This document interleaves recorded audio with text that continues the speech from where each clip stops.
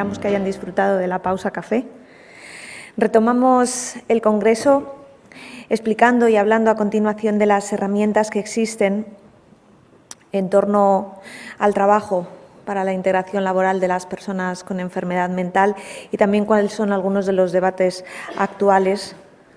acerca de este tema y en torno a este colectivo. Para la siguiente ponencia contamos con Judith Carreras. Ella es consejera de la Oficina de la Organización Internacional del Trabajo en España. El título de su ponencia es Discapacidad y Trabajo, Perspectiva Internacional. Démosle un aplauso.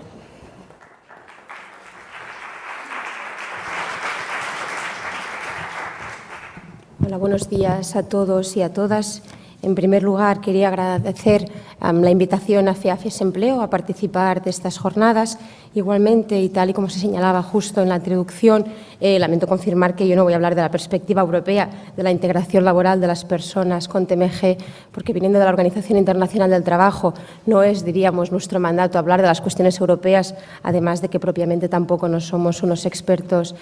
sobre la materia, pero es verdad que hablando con la presidenta de FEAFES Empleo, Isabel Rodríguez, señalábamos que sí, que podía ser interesante un poco explicar o dar 2 o 3 pinceladas sobre cuestiones internacionales del ámbito internacional que podrían ser de interés de cara a los debates que están teniendo, con lo cual pues eso, la intención en mi presentación es eso, señalar también que van a ser 2 o 3 pinceladas generales, con lo cual no voy a consumir ni mucho menos el tiempo tan largo que se me había asignado, un tiempo muy preciado que va a poder pasar a ser utilizado por la siguiente mesa, pero bueno, tal y como decía, agradecemos la invitación a la Organización Internacional del Trabajo, que como sabrán es una agencia de Naciones Unidas, o es la agencia de Naciones Unidas especializada en las cuestiones laborales. Y una además de sus singularidades es que no solamente está integrada por gobiernos, sino que también la sociedad civil especializada en los temas del trabajo, es decir, las organizaciones de trabajadores, los sindicatos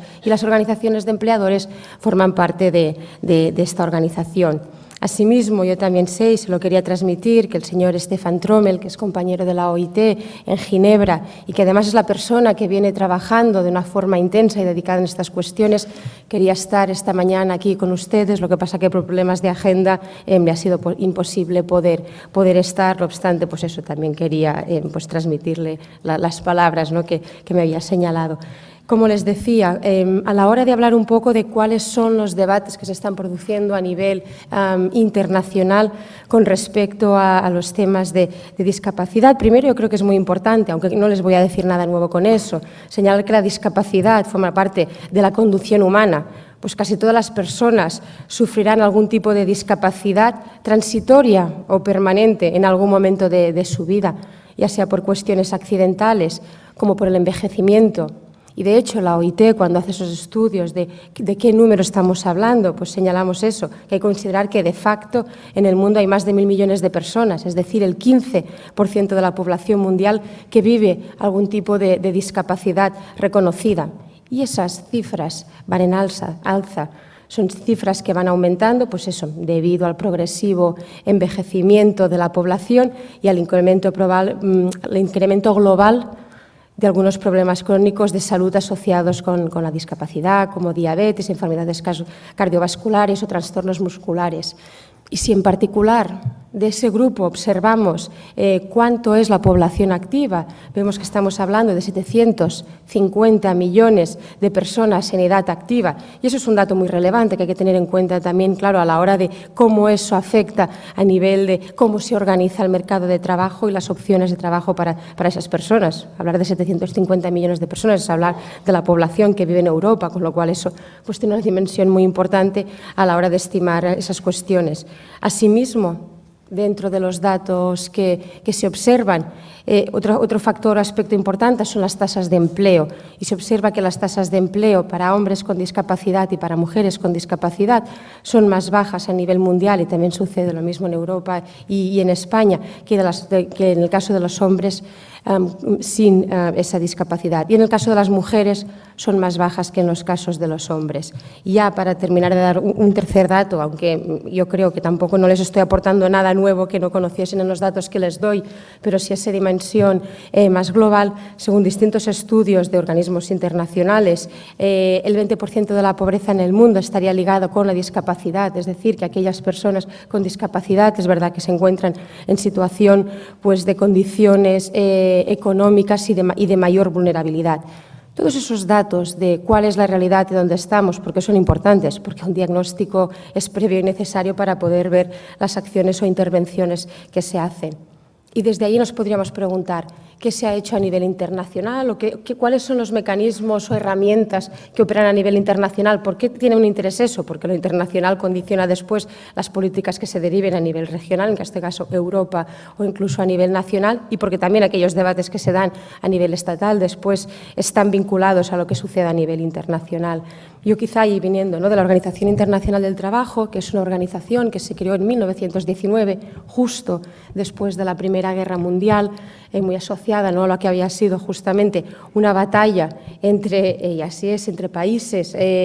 y donde justamente se observaba que era fundamental mejorar las condiciones de vida de los trabajadores, porque no se podía entrar en una competencia entre países a la baja a nivel de derechos laborales y que era necesario establecer unos niveles mínimos compartidos en todos los países. Uno de los temas que se introdujo en el año 25 justamente fue al tema de la readaptación profesional para trabajadores discapacitados. Y debo señalarlo, inicialmente, en el momento que la OIT empezó a trabajar esas cuestiones, estaba muy vinculada a un enfoque de los veteranos de guerra de esa Primera Guerra Mundial y después inclusive de la Segunda Guerra Mundial. ¿Por qué comentaba eso? Porque el enfoque a lo largo de estos años, por suerte, ha ido cambiando. Por una parte, para decir, desde el año 25 sobre eso se viene trabajando a nivel internacional y muchos dirían, ¿se ha avanzado a lo largo de estos años? Y diría, sí, se ha avanzado. Se ha avanzado en muchas cuestiones, pero probablemente no los avances más importantes y por eso estoy haciendo esta vuelta hacia atrás a nivel cronológico, ha sido el enfoque y creo que es muy importante señalarlo. Por una parte ha habido un cambio de enfoque donde inicialmente las cuestiones de la discapacidad estaban muy asociadas a un tema asistencial o de bienestar social, en la cual las personas se convertían casi en objetos destinatarios de ciertas prestaciones y ese cambio de enfoque importante se ha producido al entender que no es una cuestión de bienestar social, sino hay que hablar de derechos vinculados a las personas, es decir, de esa situación de objetos destinatarios se pasa a la idea de sujetos propios con derechos capaces de tomar decisiones propias. Y eso tiene una traducción luego en cómo se articulan las políticas. Otro aspecto importante que ha cambiado a nivel internacional de enfoque ha sido también la concepción de lo que es la discapacidad o cómo se aborda. Durante un tiempo estuvo muy vinculado a lo que se definían las deficiencias de las personas y se entendía y donde todo se ponía el énfasis desde el punto de vista más médico y más individual. Hay un cambio en torno a eso donde se empieza a entender también la importancia del medio ambiente, es decir, de la construcción social, el hecho de que el entorno físico y social no responde a las necesidades individuales de las personas, que tenemos un entorno físico muchas veces que está desarrollado o determinado o marcado por unas pautas de lo que se considera la no discapacidad, pero realmente no hay que trabajar sobre el entorno. Y el tercer aspecto, yo creo, el tercer cambio importante de enfoque que se genera y es a principios del siglo XX, en los años 2000, es esta idea de los derechos humanos, que va más allá del modelo social de discapacidad y que justamente no reconoce la importancia de la dignidad humana y confiere derechos civiles, políticos, económicos, sociales y culturales. Y a la vez eso determina la necesidad de establecer una hoja de ruta. Todo esto en elementos e instrumentos concretos y, como les señalaba, me centraré en tres de ellos. Es, por una parte, la Organización Internacional del Trabajo, como les decía, como agencia de Naciones Unidas, una de sus funciones principales es justamente la adopción de lo que se conocen como convenios y recomendaciones. ¿Qué es un convenio? Un convenio es una norma internacional del trabajo que una vez la adopta un país a través de su Parlamento pasa a ser parte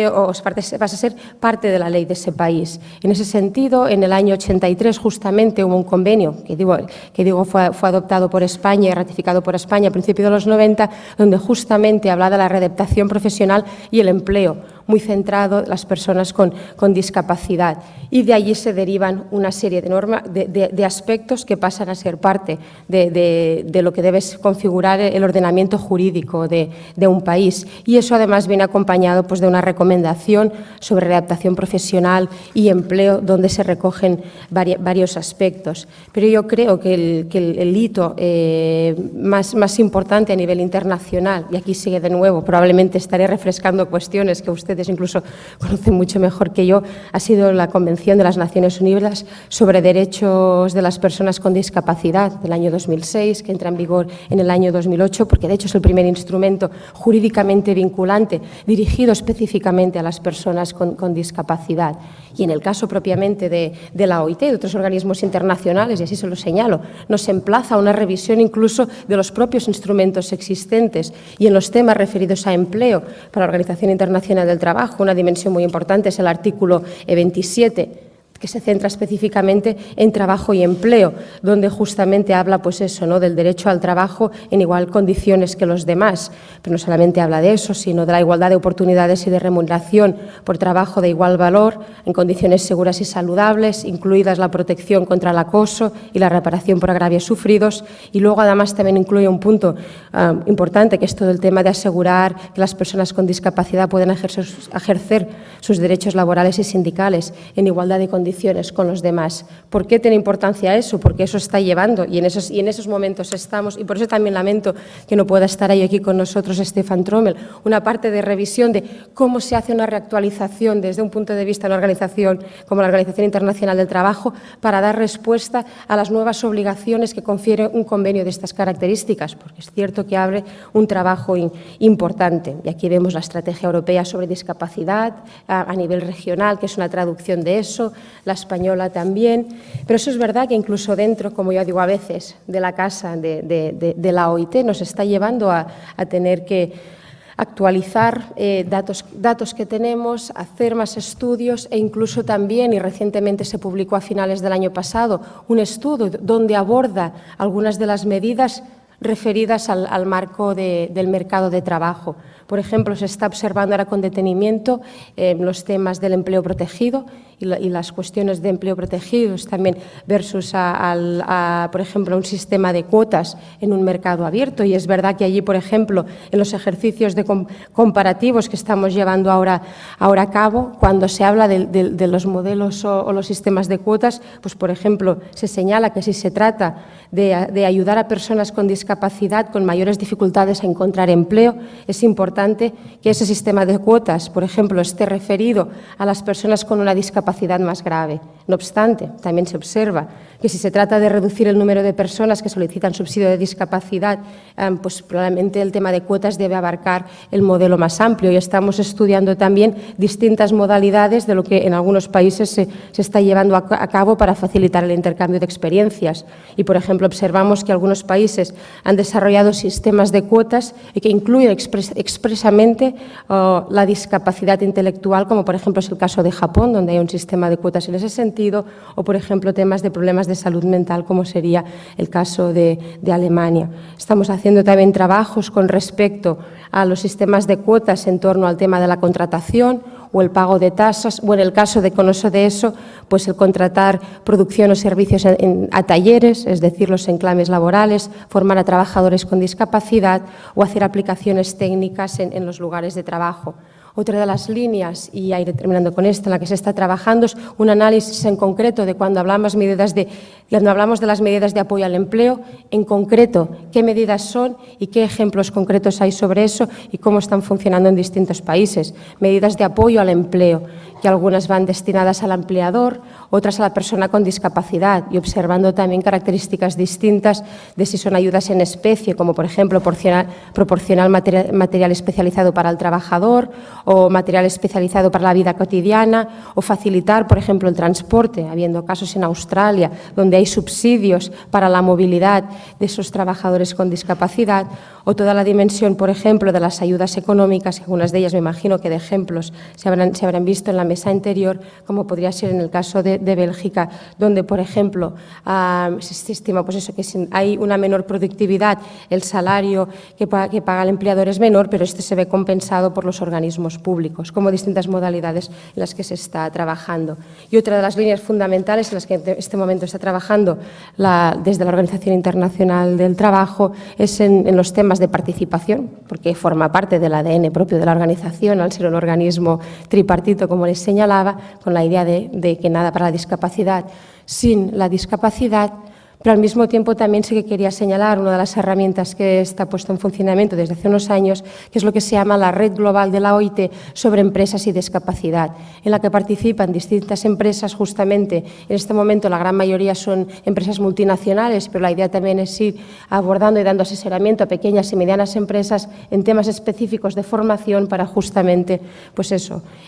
abordar los temas de empleo desde esa dimensión, al margen de informes, y así lo digo, que nos resultan de interés, para poder poner encima de la mesa, por ejemplo, cuáles son los costes de la exclusión de las personas con discapacidad para la economía. Y de la OIT estima que estamos hablando de un 1 al 7% del PIB, pero entendemos que, por ejemplo, realizar estudios en estas características,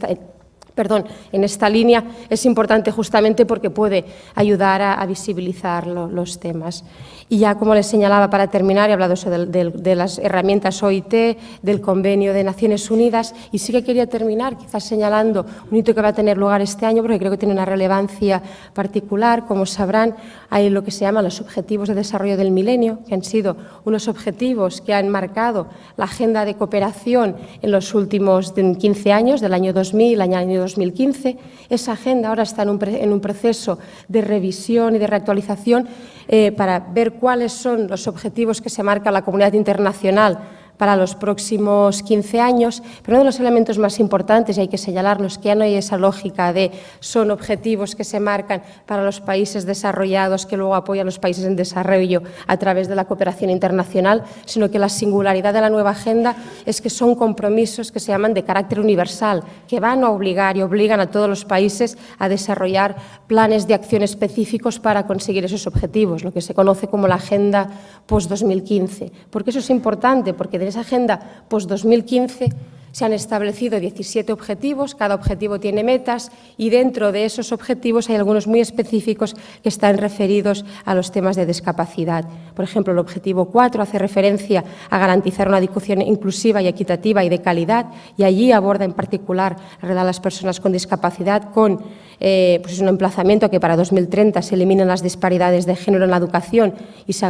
garantice un acceso en condiciones de igualdad. Hay otro objetivo referido a los temas de empleo, del cual también se van a derivar la necesidad de acciones concretas en el mercado de trabajo, y luego también hay otro en particular, el objetivo 11, que hace referencia a lograr que las ciudades y los asentamientos urbanos sean inclusivos, seguros, resilientes y sostenibles, y de aquí también se derivan un plan de trabajo que va a haber referido a cuestiones específicas en torno a la discapacidad. Con lo cual yo creo que este va a ser una agenda a nivel internacional de la cual se van a derivar acciones a nivel de los países, sobre la cual hay que estar atenta y que abre la posibilidad de poder hacer un trabajo específico en relación con esto. Y por mi parte, tal como les señalaba, venía a hacer unas pinceladas y creo que han sido más unas brochas en el sentido que me he extendido más de lo inicialmente previsto, pero voy a cerrar aquí la intervención.